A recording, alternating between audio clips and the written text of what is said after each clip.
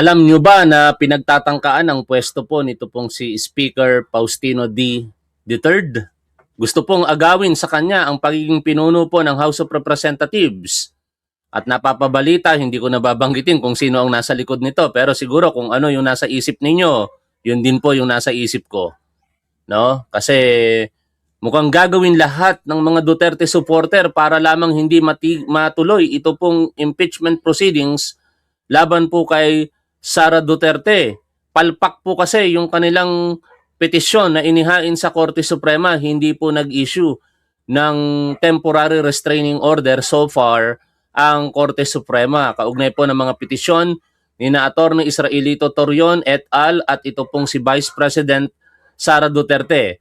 Dahil po dyan, nagsalita na po itong si Speaker D na gagawin po nila ang kanilang mandato na naaayon po sa ating konstitusyon at syempre didinggin po ang bawat panig. Kaya inaasahan po natin sa April 14, that will be on Tuesday na, matutuloy po ang impeachment hearing dito po kay Sara Duterte at inaasahan po natin na ang mga subpoena na in-issue duces tecum at ad testificandum ay makakarating po diyan po sa Committee on Justice na pinamumunuan nito pong si Congresswoman Jinky Luistro. Sa balita pong ating re-reaksyonan, yan nga po, nagsalita na si Speaker D at sa interview po dito po kay Joel Chua, siya po ay naniniwala na dapat magpatuloy ang hearing dito kay Sara Duterte kaugnay ng impeachment complaint laban po sa kanya. Ngayon po ay April 10, 2026. Magandang araw po sa inyong lahat mga tol. Kung kayo po ay hindi Duterte supporter, wag nyo po sanang kalilimutang i-like at kung pwede, i-share nyo na rin po ito pong ating live streaming. Maraming salamat sa mga patuloy pong sumusuporta sa ating gobyerno, sa ating Pangulong Bongbong Marcos at dito po sa ating programa. Ang ating Pangulong Bongbong Marcos anyway ay napakalakas, napakalusog. Siya po'y payat sapagkat napakaingat po niya ngayon sa pagkain, ano?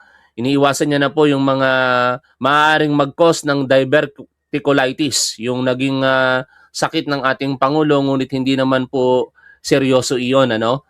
Sapagkat sinasabi nga ng mga doktor, normal na daw po sa edad ng isang tao at sa isang stressful na sitwasyon na magkaroon po ng diverticulitis. Kaya yung mga nangangarap po na pumanaw ang ating Pangulo, wag po kayong magpatuloy sa ganyang mga isipan, ano? Sapagkat baka sa inyo po mangyari yan. O, puntahan po natin ito pong balita mga tol. Itinatuwa ng mga kongresista ang hindi pag-issue ng Korte Suprema ng temporary restraining order sa impeachment proceedings laban kay Vice President Sara Duterte.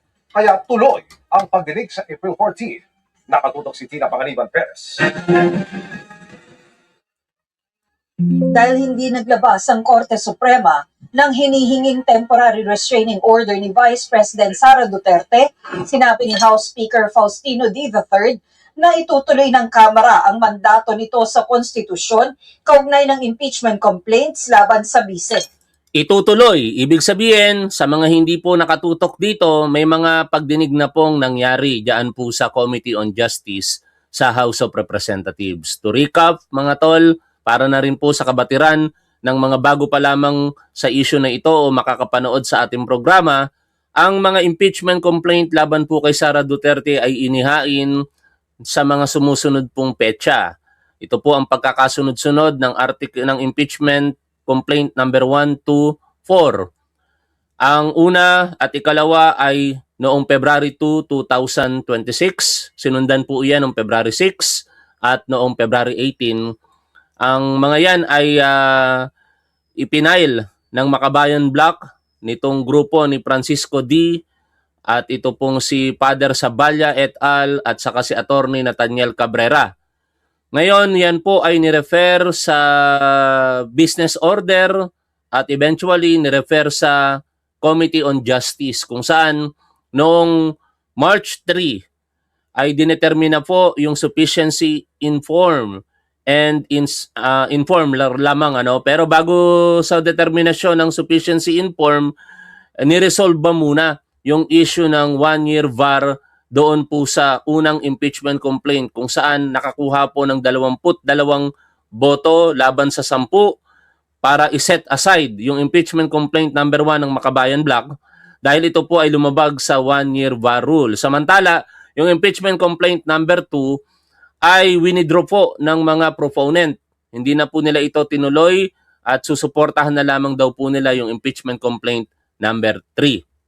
Kaya naman, nagpatuloy po yung pagdinig at doon na nga po, unanimously dinetermina ng Committee on Justice, wala pong nag-object na ang impeachment complaint number 3 at number 4 ay sufficient in form. And the following day, on March 3 at saka March 4, ito na po yung 2 araw na deliberasyon para po idetermina na sufficient in substance. At nakakuha po ito ng super majority votes na 54 against 1. Natatanging si bastos na kongresistang Bong Suntay ang bumoto para po hindi idetermina na sufficient in substance yung impeachment complaint dito po kay Sara Duterte.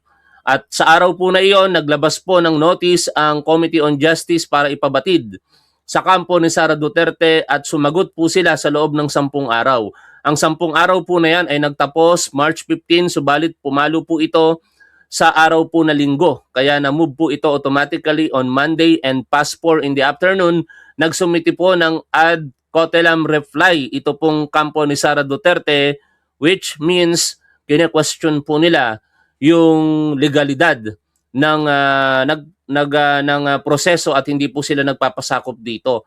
Pero at nire-reserve pa nila yung karapatan po nila na questionin nga po ito sa hukuman.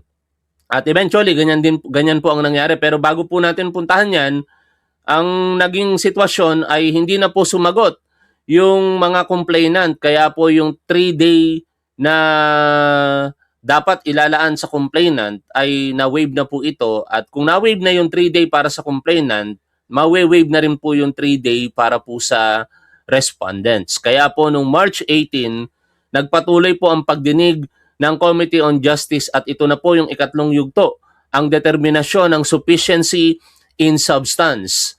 At doon nga po, nakakuha po ng majority votes pa rin ang ating mga membro ng Committee on Justice at sinabi po na sufficient ang mga grounds para po sa impeachment laban po kay Sara Duterte. At nagtalaga na po ng mga petsa para po sa susunod na mga yugto o pagdinig. Ito po ay March 25, April 14, April 22 at April 29. Yung March 29 natapos na po ito, noong March 25 natapos na po ito at doon nga po napag-usapan yung mga rules na mostly inadapt po sa 19th Congress. At the same time nag-move po ng napakaraming motion duces tecum ad testificandum ang mga miyembro ng Committee on Justice na consistently inobjekan nito pong si Congressman Rufus Rodriguez. Pero dahil nag-iisa lamang po siya, hindi umubra yung kanyang mga objection kaya ang mga subpoena ay na-issue, no? At ang mga subpoena na ito, kung aking tama ang pag-akakaalala, kung makalimutan ko, pasensya na, ay para kina Ombudsman Boying Remulla, kay NBI Director Melvin Matibag, sa Securities and Exchange Commission, Commissioner, di ko maalala ang pangalan, sa BIR, sa saan pa ba? No? Kay COA Commissioner, no? COA Chairperson, kay yung abogado na nagnotaryo ng affidavit ni Ramil Madriaga, of course si Ramil Madriaga, at mayroon pang mga ilang subpoena, pati subpoena, even ito pong si Attorney Michael Powa ay sinampina na rin po ng Committee on Justice.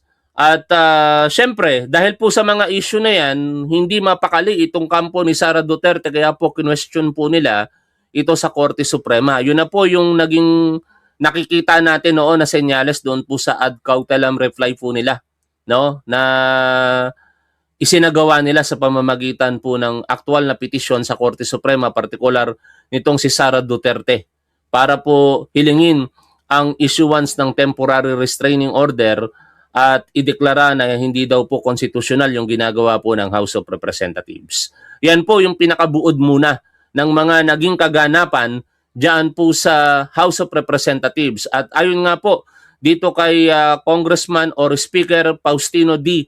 III, itutuloy po nila ang kanilang mandato ng naaayon po sa saligang batas. Panoorin at patuloy po natin pakinggan ito pong balita.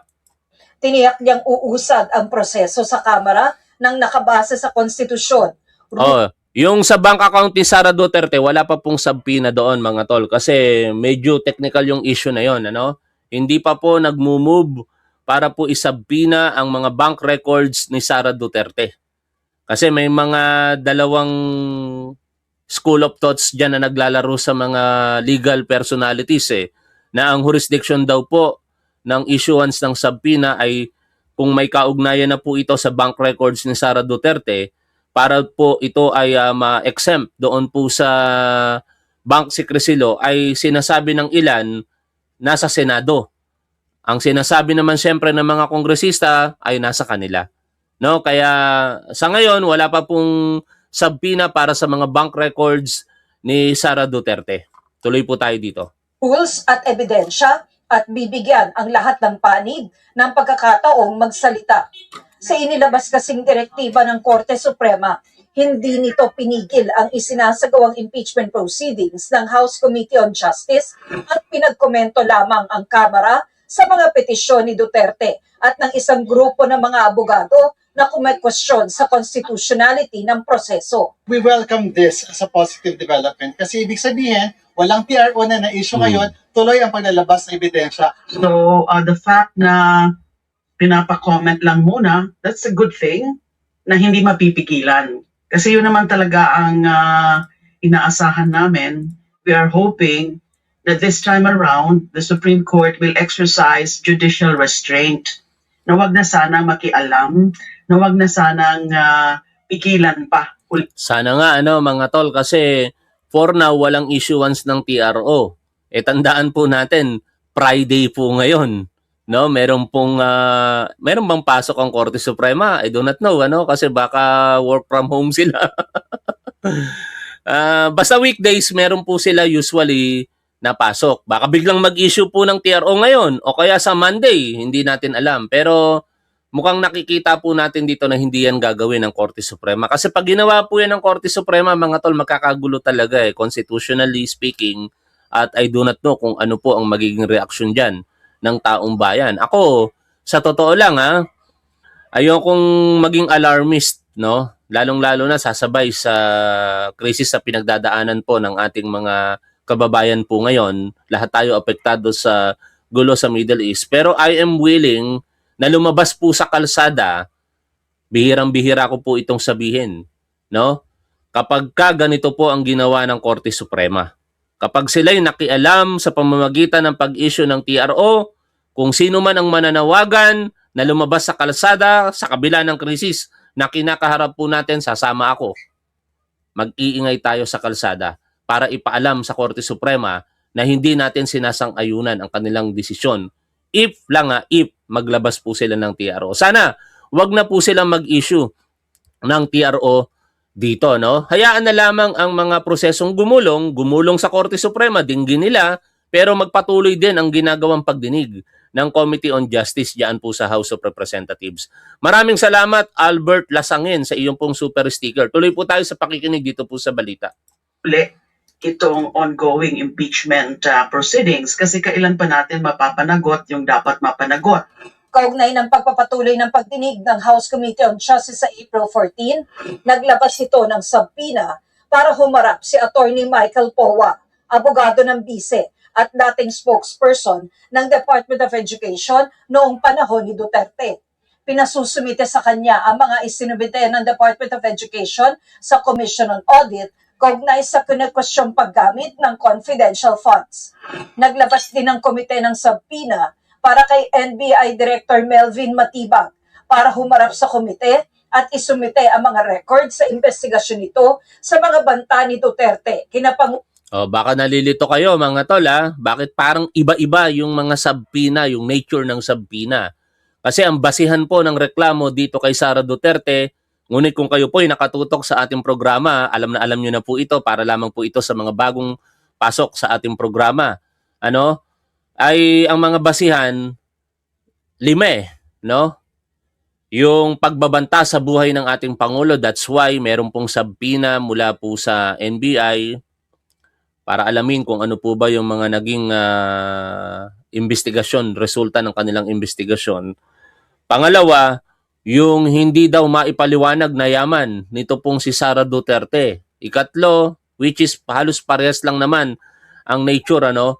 Kasi pagbabanggain lang naman yan eh. Yung hindi daw po pagsunod sa requisitos na kinakailangan nga po diyan po sa kanyang Statement of Assets, Liabilities, and Net Worth. Ikaapat, yung alegasyon ng panunuhol. At ikalima, yung di umano'y hindi tamang paggasta ng confidential funds. Kaya kung mapapansin po ninyo, iba-iba yung sistema, yung nature rather, ng subpoena. May kaugnayan sa pagbabanta, may kaugnayan sa confidential funds, may kaugnayan sa tagong yaman, di umano o ill-gotten wealth. O, katulad po ng SALN. Kasi ang SALN, yun po ang magpapatunay ng legal na kita at kayamanan ni Sara Duterte. Other than that, kung may sobra na makikita sa kanya, yun po ay ipe-presume na ill-gotten wealth. Pero lilinawin lang natin, wala pa pong subpoena para po sa mga bank records nito pong si Sara Duterte. Okay? Tuloy po tayo dito. Pangulong Bongbong Marcos, First Lady Liza Marcos at dating House Speaker Martin Romualdez. Kasama rin sa mga paghahanda ng House Committee on Justice ang pagbibigay ng seguridad kay Ramil Madriaga na nagpakilalang dating aide at umunoy bagman ni Yan namang si Ramil Madriaga, kaya po yan sinabpina, may kaugnayan po yan sa confidential funds nitong si Sara Duterte. Kasi ang alegasyon ni Ramil Madriaga, siya daw po ang di umano'y bagman at nagdadala ng mga milyon-milyones na pera na nakalagay sa duffel bag sa iba't ibang lokasyon at mga personalidad na malapit daw po dito kay Sara Duterte. Vice President Sara Duterte, magugunitang pinayagan ng Manila Regional Trial Court si Madriaga na nakadetine sa kasong kidnapping na humarap sa House Committee on Justice sa April 14 mula alas 8 ng umaga hanggang alas 5 ng hapon. So ang sisiguraduhin na lang is yung he'll be provided with proper escort. And malamang ang NBI ang mag-escort. Kung pwedeng doblehin, triplehin yung security para tiyak na siya ay maka-appear dito at safely makabalik kung saan man siya nakadetine. Tina Panganiban Perez, nakatutok, 24 oras. Okay, talon po tayo sa interview dito po kay Congressman Joel Chua. Sinabi niya po rito, in particular, na hindi naman titigil ang problema ng mga Pilipino kung may krisis eh. Hindi rin titigil yung mga pangungurap ng mga taong gobyerno kung may krisis. In short mga tol, dapat yan po ay pagtuunan ng ating gobyerno. No? Bukod doon po sa krisis na nararamdaman po natin dulot ng conflict diyan po sa Middle East, may mga problema din po ang mga Pilipino na patuloy pong ina-address ng ating gobyerno at yung mga dapat managot dahil po sa pangungurap sa bayan ay dapat pong tutukan pa rin ng ating gobyerno. Naalala ko itong walang kwentang si Greco Belgica. Pinagbigyan po ito ng pagkakataon para po linisin sana ang hanay ng gobyerno laban sa mga korap. Pero wala po itong naipakulong eh. Tapos ngayon kung ano-ano mga pinagsasasabi sa kanyang Facebook post. O may nawagan pa siya kay Pangulong Bongbong Marcos. Dear Mr. President, bakit gobyerno ang nagnakaw pero publiko ang pinaparusahan? Talagang pag gobyerno ay korap, tao ang naghihirap. Mga negosyante ay nagrereklamo sa higpit ng regulasyon ng bangko sa pagkuha ng pera kapag humigit sa 500,000 pesos, hinihinga ng napakaraming dokumento para makuha ang sarili nilang pera. O kung ano-ano pa. Pero alam niyo mga tol, siguro mas appropriate sabihin ito ni Greco Belgica sa dating Pangulong Rodrigo Duterte sa kanyang sarili mismo. No? At dito kay Sara Duterte. Si Pangulong Bongbong Marcos, ano ang alegasyon ng korupsyon kay Pangulo? Yung mismong si PBBM ha? Wala. Wala silang maalegasyon, maakusa kay Pangulong Bongbong Marcos maliban dun sa gawa-gawang kwento ng mga nagpapakilalang 18 ex-Marines. Pero wala talaga. Walang mga ebidensya o kay Sara Duterte. Sandamakmak ang ebidensya, kaya nga ito, pinapatigil nila ngayon. Di ba, Greco Belgica? Saka ikaw, binigyan ka ng pagkakataong mamuno. sa isang ahensya na laban sa korupsyon, may naipakulong ka ba? Kaya nga ako, awang-awa ako kay Dr. Yumol, mga tol sa totoo lamang. Si Dr. Yumol, nakita ko sa kanya yung tunay na malasakit sa ating mga kababayang Pilipino, partikular sa kanyang mga kababayan doon po sa probinsya po nila. No? Talagang nagnanais siya dahil naniwala siya kay Rodrigo Duterte na maalis ang illegal na droga. Pinagkatiwalaan niya ang Duterte administration at doon ay nagsumbong siya. Partikular dito kay Greco Belgica. Pero anong nangyari? Nung nagsumbong siya tungkol sa illegal na droga, nalagay sa alanganin ng kanyang buhay. 3 beses po siyang pinagtangkaang patayin. Hanggang sa nagtago siya. Nanawagan po siya ng tulong pinansyal. And to be honest with you, nagpadala ako ng significant amount sa bangko nitong si Dr. Yumol that time. Ayoko nang sabihin kung magkano, but significant po iyon dahil napakaganda ng kinikita ko during that time sa Facebook, no? Kasi naniniwala ako sa advokasya ni Dr. Yumol. Pero ano ang nangyari? Binaliwala nitong si Greco Belgica hanggang sa naburyong yung tao, inilagay na lamang yung bata sa kanyang mga kamay. O, patay yung pinagbibintangan niya di umano na merong kinalaman sa pagkalat ng illegal na droga doon po sa kanilang lalawigan. Ang nakalulungkot lamang kasi pati yung tatay ni Greco Belgica nadamay, ginantihan yata no? Tapos yung tatay ni Dr. Yumol, not Greco Belgica, ay nadamay, ginantihan yata. Tapos pati ito pong si Dr. Yumol, syempre nakakulong na ngayon. O, 'di ba? Napakalungkot na pangyayari dahil nangangailangan ang bansa po natin ng mga doktor. Kulang na kulang po tayo sa doktor. Tapos merong isang tunay na merong malasakit sa ating bayan na kulong dahil po sa kapalpakan, partikular nitong si Greco Belgica. Tapos may ganito ka pang magsasalita sa ating gobyerno sa kasalukuyan. O anyway, tungo na po tayo dito. I'd like to hear your take on Vice President Sara Duterte and her team this time seeking Supreme Court intervention to halt the impeachment proceedings. Ano po ang tingin niyo dito? Well, without the TRO, tuloy-tuloy lang po tayo dito. Right. This is another dilatory tactics on the part of the Vice President. But if I remember it correctly, last year they were very they were saying na gusto rin nila ng hearing. In fact, the Vice President was asking for bloodbath. So Bloodbath now that we are giving them the opportunity to answer all the Totoo naman Gusto ni Sara Duterte ng bat pero mukhang hindi bloodbath. Naalala ko yung post ni Attorney Reyes del Rosario. Maganda yun I-share ko po sa inyo yung post niya. No? Puro bat ang gusto ni Sara Duterte. No? Pero mangulimbat. Teka lang Balikan lang natin yun. Naalala ko lamang medyo mahaba-haba na yata yun No? Ito yung mga bat na gusto ni Sara Duterte but not bloodbath. Yung bloodbath niya, bravado lang yun. Biruin mo, ngayon na dapat magkaroon ng bloodbath sa kanyang impeachment, iniiwasan niya. Nasaan na ba yung post na yun? No? Ni Attorney Reyes. Teka lang, hinahanap. Maganda yun. Ito. April 8 niya pala pinost.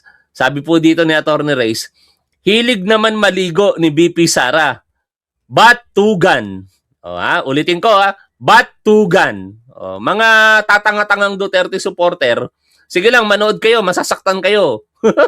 Gusto nyo sinasaktan sarili ninyo ulitin natin. Hilig naman maligo ni BP Sara. Ayon po kay Attorney Reyes del Rosario. Batugan. Kulimbat. Manumbat. Inuulit-ulit ko para matandaan ninyo bloodbath. Hindi naman nangyari yung bloodbath. Sibat. Walang binatbat. Di ba? Tama si Attorney Reyes, mga tol. Tuloy tayo dito. allegations against them. Ngayon, tatakbo naman sila sa Supreme Court. So, confused din ako Ay, gusto ko klaruhin po, Kong, because just like we want to understand, ano po mismo ang kine-question this time ni VP Sara is it the committee saying na sinasabi niya na parang nagiging trial court na daw kayo? Lahat kinu-question nila eh. But alam mo, sa totoo lang, we are just following the procedure. We are, in fact, itong procedure, no, itong rules that we are following right now, adopted lamang to ng 20th Congress. So, from 19th Congress pa to na sinusunod. So, wala naman kaming nilalabag dito sa procedure. Alright, Kong, of course, the Supreme Court, instead of releasing a TRO, has asked the Committee on Justice to reply or comment on the complaint of the Vice President. Is it too early to tell na sa tingin niyo po ba, by doing that, by releasing that ruling ng SC, ay wala po silang nakikitang matinding ebidensya dito sa complaint ng Vice President, or is it too early to tell? Too early to tell. Pero sa akin, wala naman ako nakikita talagang grounds para mag-TRO ang Supreme Court. As a matter of procedure, siguro, they would ask us to answer. Pero hanggang dun lang yon, dahil ako, nakikita ko naman, wala naman ako nakikitang mali sa ginagawa ng Committee on Justice. I agree. Na-witness natin mga tol eh. Saka sila yung humiling niyan eh. Di ba? Ang linaw-linaw nung kahilingan ng kampo ni Sara Duterte last year, bigyan ng pagkakataon si Sara Duterte sa House of Representatives na makasagot. Paano siya sasagot kung walang mangyayaring hearing? Ngayon, bumabaligtad sila. Kaya nga mga tol, itong desisyon ng Korte Suprema, pinagdiwang ito ng mga DDS at ni Sara Duterte last year, nag-backfire sa kanila. No? Talagang backfire ang nangyari dito. Dahil ginagawa ngayon ng House of Representatives, yung mismong utos ng Korte Suprema, ang problema, hindi pumapabor kay Sara Duterte kasi malaladlad. Dapat itong mga ebidensya na ito, makikita natin ito, yung sulyap, at least sa Senado na hindi na dito sa House of Representatives. Pero ngayon, bibigyan tayo ng sulyap ng mga ebidensya po na ito. Ay, totoo nga na meron palang mga bank records itong si Sara Duterte in the event na magkaroon ng subpoena para dito. Ay, totoo nga na yung SALN ni Sara Duterte ay ganito ang halaga, pero doon sa mga comparison sa mga transaction records niya sa Securities and Exchange Commission, sa Bureau of Internal Revenue, hindi nagtutugma. Ay, totoo nga na si Ramil Madriaga, ito bagman niya, nanunumpa na ngayon dito sa Committee on Justice na pinapatotohanan yung kanyang mga sinasabi. O, sulyap yan mga tol, kasi hindi naman natin makikita sa Committee on Justice yung mga detalye ng mga ebidensya po na yan.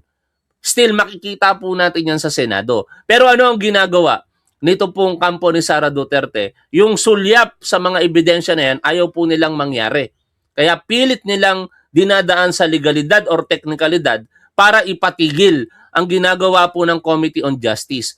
Ang tanong, natatakot ba itong si Sara Duterte na mabunyag sa harapan ng publiko yung katotohanan?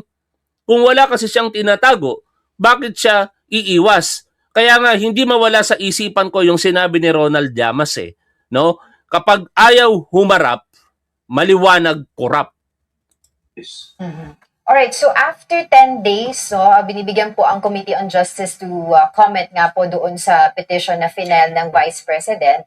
Ano po ang mangyayari after? What can we expect after that? Basta kami po, tuloy-tuloy lang kami. On April 14, we will proceed with our trial. Tatlong hearing dates lang ang Senate Chairman until the end of April. And after which, kung wala na sigurong itatakel, then we will vote upon the probable cause. Sabi nung isang tagahanga ni Sara Duterte, bakit galit kayo kung lumapit si BP Sara sa Supreme Court? Ibabalik ko sa iyo tanong. No, pero ako di ako galit. Ganito talaga ako magsalita. Babalik ko sa inyo tanong. Bakit galit kayo na naghahanap ng pananagutan ang taong bayan laban dito kay Sara Duterte? O di ba? Wala nga kayong tigil ng kamumura sa akin. Kung hindi ka nagmumura, yung mga kasama mong DDS, minumura ako patuloy dito. Yun ang mga galit. Ako, never kong minura mga tatanga-tangang DDS. Ang tatanga-tanga, hindi pagmumura. Yan po ay isang kalagayan. No? Yan po ay isang kalagayan ng isang tao. Pag tatanga-tanga ka, ibig sabihin, alam mo naman yung katotohanan, katulad ninyo mga Duterte supporter, na wala namang malalang sakit si Pangulong Bongbong Marcos, pero tinatanga nyo ang sarili ninyo, pilit ninyong pinaniniwala na may malubhang kalagayang pangkalusugan si PBBM. O yun po ang tanga. No? Kaya hindi yun pagmumura. Pagsasabi yun ng kalagayan ninyo, mga tatanga-tangang Duterte supporter.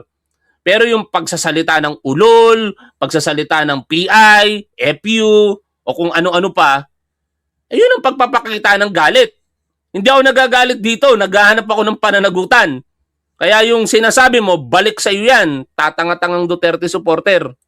After which, kung may probable cause, isasampa na ito sa plenaryo and we need 1/3 vote.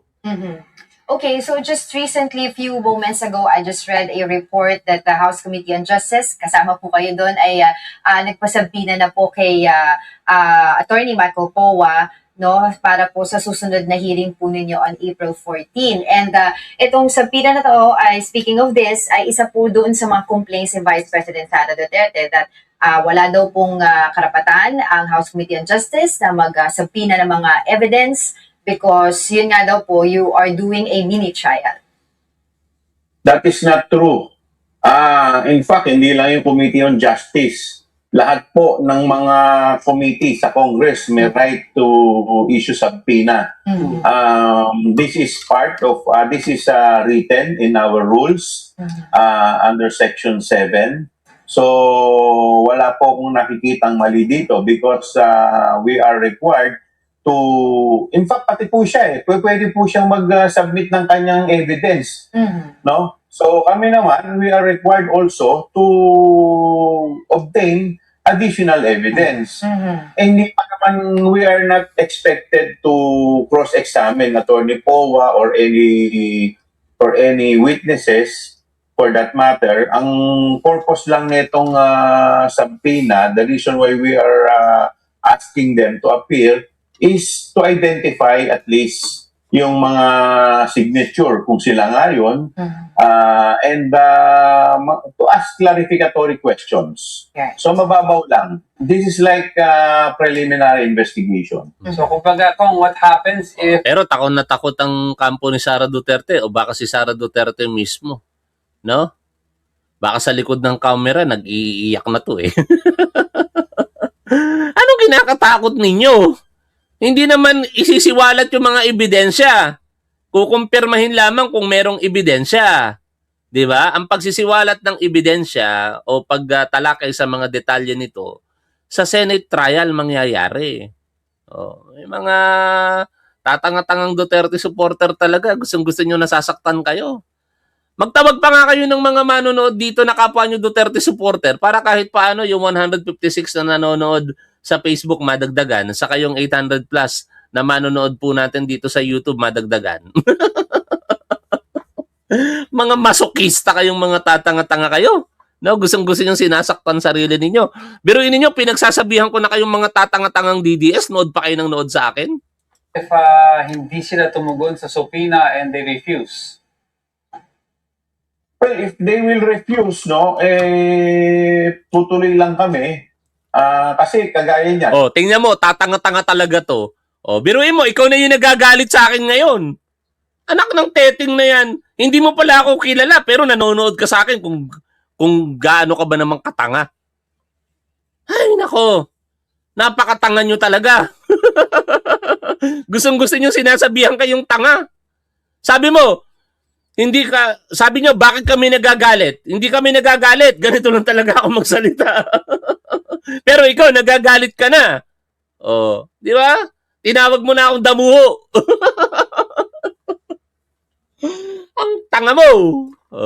Yung kay Ramil Madriaga, syempre, we wanted to know kung... Naku ng teting na to, may adik bang pulang-pula ang labi kahit walang lipstick? No? Tingnan nyo naman ang labi ko. Wala yan wala yang lipstick. Normal yang pula kong labi. Normal yan. Talagang pula labi ko. Yan May adik bang ganyan? Hindi nga ako naninigarilyo, kaya ganyan yan. Anak ng teting talaga. Ay, nako, napakatanga nyo.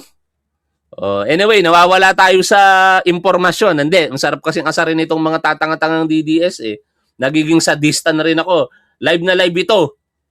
Live na live itong pinapakinggan ng mga tatanga-tangang DDS na nanonood sa akin.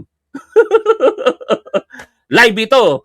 Pero pag nanonood kayo na meron pong top 1 rewind, replay na yon. Kasi baka mamaya mapanood nyo po ito No? Makikita nyo yan sa YouTube. Nakalagay doon premiere. No? Pagka hindi live, nakalagay was live.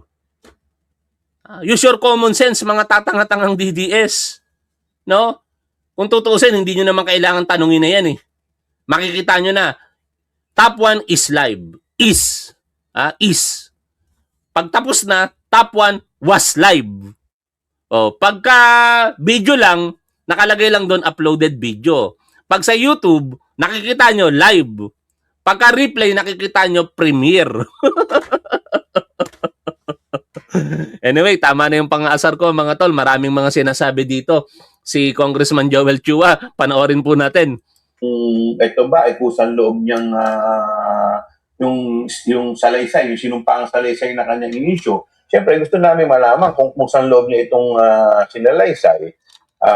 Kung siya ba talaga yung nakapirma doon, wala bang pumapwersa sa kanya. So, mga ganyan lang naman, hindi naman ganun kalalalim ang tanong dito. Kung buti nabanggit niyo regarding what's going to happen. So, para klaro lang rin sa public, yung mga sinusupina nyo, hindi nyo po hindi malaliman tanong as to yung statement, but rather, confirm nyo lang kung sila nga ang nagbigay or nagbigay ng statement na gano'n, sila ang pumirma. Parang on the surface lang, ganun ba, Kong? Tama po kayo dahil parang preliminary investigation lang to Clarificatory questions lang ang mga itatanong namin dito. So, wala pa dito yung mga cross-examination. Yung cross-examination that will be done during the trial proper, which is sa Senate. Sa Senate. Oo, at least malinaw na. Right, oo. Alright, Kung speaking of... Ang napakalinaw nun, bakit kayo natatakot? Mga Duterte supporter. Sara Duterte, bakit ka natatakot? Bakit ayaw mong matuloy ito?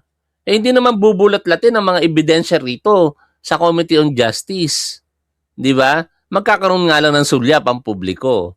Katulad ng bank records, pag sinabpi na yan. Ay, totoo pala na merong bilyon-bilyones na pumasok dito po sa bangko ng mga Duterte. Kasi yun po yung alegasyon ni dating Senador Antonio Trillanes Di ba mga tol? Pero kung kampante sila, hindi totoo yan.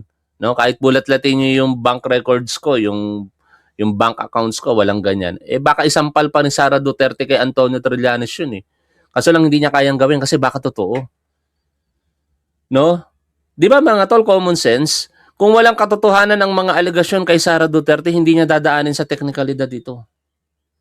Si Leila de Lima nga hindi dinaan sa teknikalidad Nilabanan niya talaga.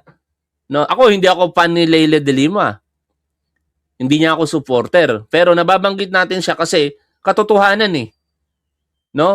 Ginawa ng gawa-gawang kaso si Leila de Lima ng Duterte administration.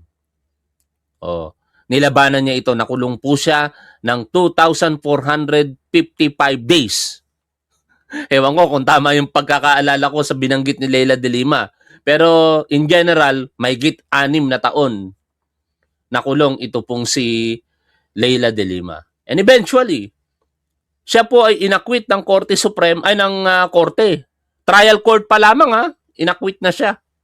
Kasi wala siyang kasalanan. Nagpasakop siya sa legal na proseso. Itong si Sara Duterte, although po, lumalaban sa legal na proseso, pero by technicalities, by legalities. Hindi doon sa merito ng kaso. Hindi mawawala yung mga alegasyon na ito kung hindi haharapin ito ni Sara Duterte. Ganun lang 'yon. Titigil ang panawagan ng majority ng mga Pilipino, kasi minority lang naman ang mga Duterte supporter. Ang majority ng mga Pilipino sa pananagutan dito kay Sara Duterte, kung ito po'y haharapin niya sa pamamagitan ng mga merito ng kaso. Oh, inaakusahan mo ko, Antonio Trillanes, na ako'y merong bilyones sa bangko o pumasok na pera sa bangko. Ito, hindi totoo to. No, puro akusasyon mo lang yan, napakasinungaling mo. Walang katotohanan. Ito, ipapamukha ko sa iyo. Ito yung controverting evidence namin. Pero paano kaya pabubulaan na ni Sara Duterte na pinagbantaan niya si Pangulong Bongbong Marcos? No? Kaya sa lahat ng grounds for impeachment laban po dito kay Sara Duterte, ang nakikita ko talagang wala siyang lusot, yung pagbabanta sa buhay ng ating Pangulo, ng ating unang ginang, at ng dating speaker. O hanggang dito na lamang muna mga tol. Medyo dumadami na ang ating mga manonood. Almost 1,000 na. Pero ayoko ng ganyang karami. Magagalit ang mga Duterte supporter eh. Pero pumapalakpak tayong ako dyan pagka maraming nanonood sa atin. Asar talo na naman ang mga DDS. So, hanggang dito na lamang muna. Maraming salamat sa mahigit 900 na manonood po natin. 100 plus sa ating Facebook page.